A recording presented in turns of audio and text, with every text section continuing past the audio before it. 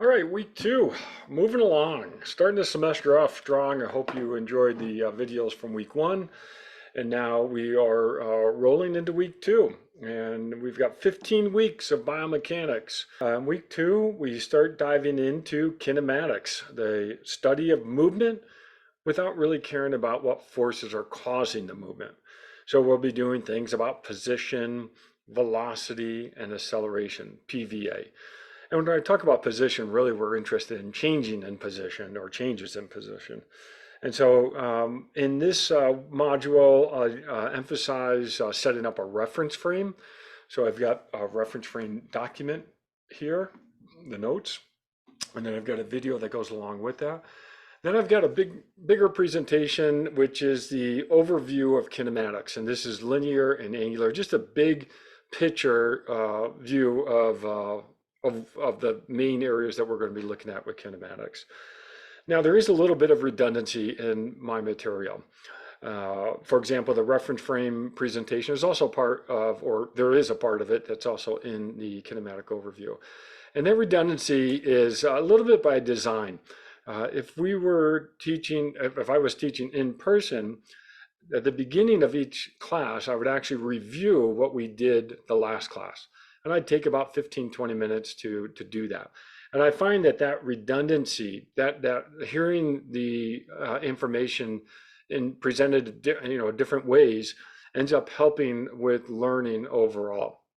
So, so realize that you get some concepts will come to you from 2 or 3 different presentations, sometimes isolated and sometimes as part of another presentation. I have kinematics types of motion where we're really trying to differentiate between linear and angular movements, and then the terms that go along with each of those types of movements. And then here I also have the biomechanics terminology worksheet that is really important.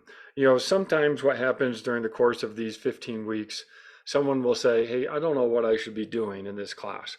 And I always tell them, go back and look at the terminology worksheet and make sure that you can define each of the terms in there. You can identify an equation where appropriate and units where appropriate. And we will cover about 95% of the terms that are on that terminology worksheet.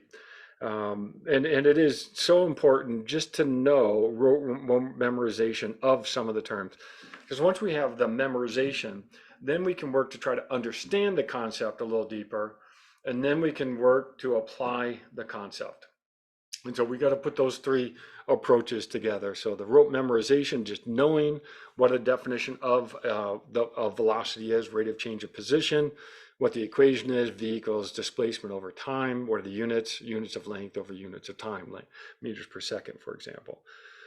So that's really important. So you want to download that document and either start filling it out as you go along, or you can actually jump ahead and fill out a lot of the terms ahead of time before we even get to certain topics like kinetics or Newton's laws, things like that. Okay, so let's look at the assignment document. I think if I just bring this over here, hopefully you can see it. So this is assignment 2 for week 2. Remember, you turn each of these in on Friday of every semester. So I've got this video that I'm recording right now. We'll go and watch this first video. Then I've got a video on the terminology list. Then I have a presentation on reference frames, types of motion, and then the overview of kinematics. So those are sort of the lecture content. And then, as I mentioned last week, I also try to include some type of immersion type video, and that's always highlighted in gray. Watch this video not with the sense that this is test material, but watch it for how we use biomechanics to try to understand something. So in this case, this is a podcast with Ted Gerard and myself, and we talk about vertical oscillation during running. Well, vertical oscillation is clearly a change in position. And really, we're talking about how position is changing vertically during running. And sometimes you have a lot of vertical oscillation, sometimes you have very little. There's different things that can influence that vertical oscillation. There's different ways to measure it. And so it's a really interesting topic. And it's just change in position. And so we did just a talk on that. So don't watch that presentation with the idea that there would be a test question on the magnitude of vertical oscillation would be around this for a typical running. No, nothing like that. Watch that video with the sense of you want to start listening for biomechanical terms and also starting to see how terms are being used to understand something. In this case, we're interested in trying to run faster in that case. Okay, so that's week 2, and I hope we're off to a great start. Be sure to check in on the Zoom room meetings. Those are great times to check in, ask any questions, hear what other questions other people are having, and dive into a topic a little bit more. Okay, thank you.